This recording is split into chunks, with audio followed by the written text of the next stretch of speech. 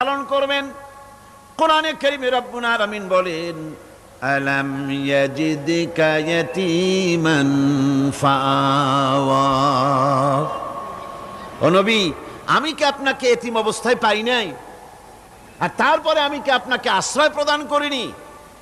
আপনাকে আমি এতিম অবস্থায় পেয়েছি, এরপরে আপনাকে আশ্রয় দিয়েছি।